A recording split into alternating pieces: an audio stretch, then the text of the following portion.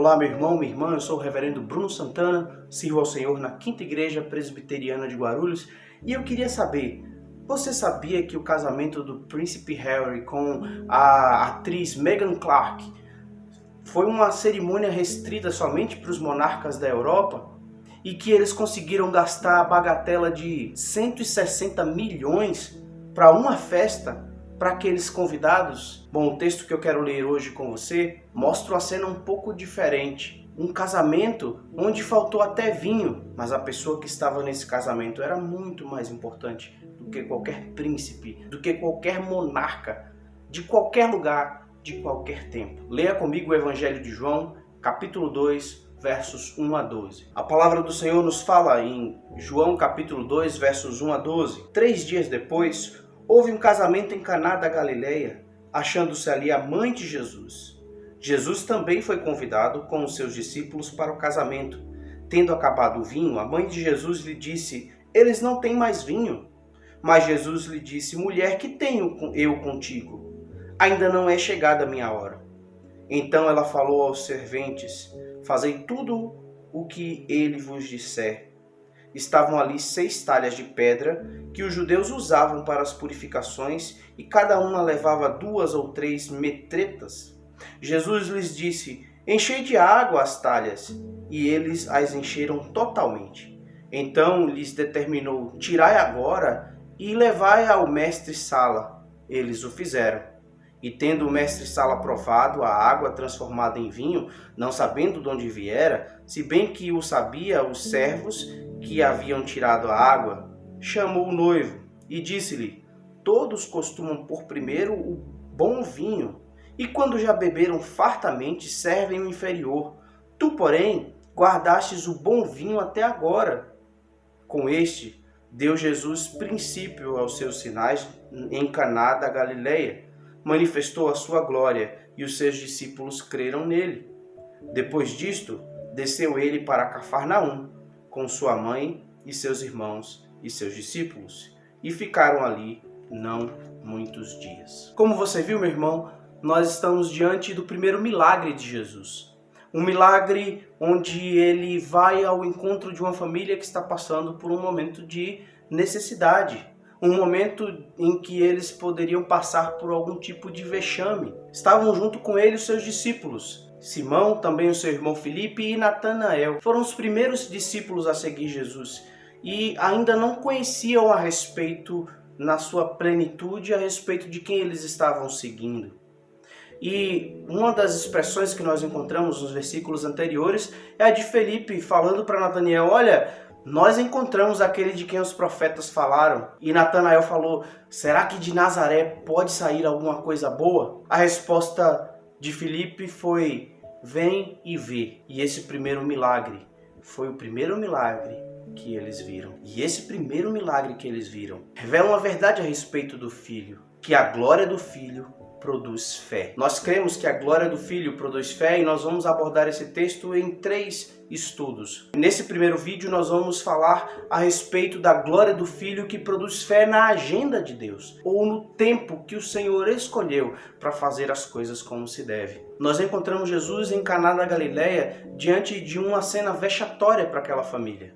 Eles passariam vergonha por não ter conseguido se organizar para montar um casamento. E diante disso, nós precisamos entender que Jesus não vai trabalhar para embebedar aquelas pessoas. Essa palavra usada para vinho é uma palavra usada para um vinho fraco, é um vinho com pouca capacidade de embriaguez. O que Jesus fez naquela festa foi salvar, foi cuidar daquelas pessoas e não promover uma festa de vinho. Muitas ideias erradas são tiradas a respeito desse texto, principalmente com relação à relação entre Jesus e sua mãe. Mas o texto é muito claro. A expressão que Jesus usa, "que tenho eu contigo", ou "o que existe de comum entre mim e você", revela que Jesus Cristo não estava pensando na agenda de Maria naquele momento. Ele estava pensando na agenda de Deus. E o que ele fez não foi pela intercessão de Maria. Ela poderia interceder e pode ter intercedido em outros momentos, mas o que ele fez, ele só fez, e ele deixa bem claro que ele só fez porque ele estava diante do plano e do projeto de Deus. A agenda que Jesus segue, a agenda que Deus segue para o seu projeto, para a sua obra, não é a agenda dos homens, não é a intercessão dos homens, mas o plano de Deus, a ação de Deus. Por isso que ele vai dizer assim, olha, ainda não é chegada a minha hora. Quando ele afirma isso, ele está dizendo, olha, eu só faço as coisas quando são feitas no tempo de Deus. Quando nós lemos Romanos capítulo 11, no verso 33 até o verso 36, nós entendemos essa riqueza e essa maravilhosa verdade de que Deus só se move segundo a sua própria agenda. Ó profundidade da riqueza, tanto da sabedoria quanto do conhecimento de Deus. Quão insondáveis são os seus juízos e quão inescrutáveis os seus caminhos. Quem, pois, conheceu a mente do Senhor? Ou quem foi o seu conselheiro? Ou quem primeiro deu a ele para que lhe venha a ser restituído? Porque dele, e por meio dele, e para ele são todas as coisas. A ele, pois, a glória eternamente. Amém. Que maravilhoso ensino esse que nós podemos retirar de uma ação e de palavras tão contundentes da boca do nosso mestre. Ele não se move baseado nas nossas ideias, ele não se move baseado nas nossas pretensões, nas nossas súplicas, antes ele se move baseado na sua própria vontade. Deus é um Deus todo-poderoso e ele faz as coisas segundo lhe apraz, segundo é do seu determinado prazer. Ele é quem governa o mundo, ele é quem está no controle de todas as coisas e ele não se subjuga a ninguém. Já nós, meras criaturas, precisamos nos subjugar à agenda de Deus. É Deus quem determina o nosso propósito, é Deus quem determina aquilo que nós devemos fazer como seus servos.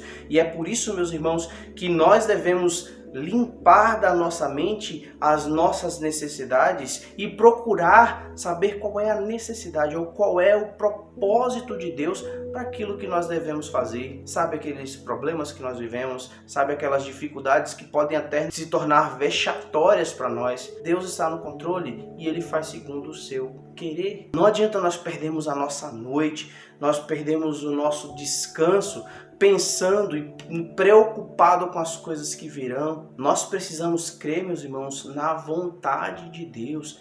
Ela é que é boa, perfeita e agradável. É nessa vontade maravilhosa que eu e você devemos colocar as nossas vidas. Nós devemos confiar na agenda de Deus. O tempo do Senhor é perfeito. A forma como Ele faz é a mais maravilhosa. Tudo isso deve gerar em nós confiança. Quando você for orar, meu irmão, ore com fé, sabendo que Deus faz muito melhor do que aquilo que você pensa. Deus faz muito melhor do que aquilo que você imaginou. Agora você precisa entender que o objetivo dele é te trazer para perto dele. Quando nós cremos e quando nós confiamos que Deus faz as coisas no tempo dele e que o tempo dele é perfeito, isso deve gerar em nós também paciência. Quantos de nós, ao invés de ter paciência, de esperar no Senhor, temos gastado do nosso tempo com murmuração?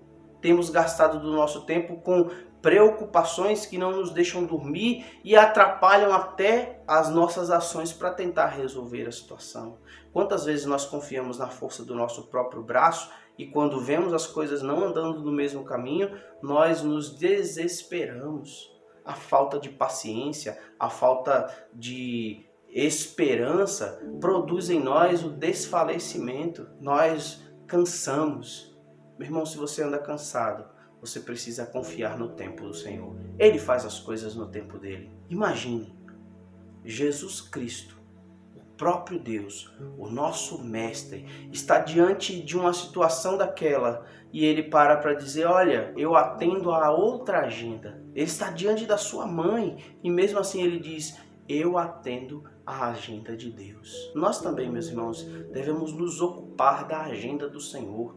Nós também devemos nos ocupar em fazer a vontade de Deus. É isso que deve nortear o nosso pensamento e o nosso coração. Nessa manhã de domingo, que o seu coração se encha da graça do Senhor, que o seu coração se encha da palavra do Senhor, para que você possa glorificá-lo como se deve. Confie na agenda de Deus, confie no tempo de Deus. Ele faz aquilo que é certo no tempo certo.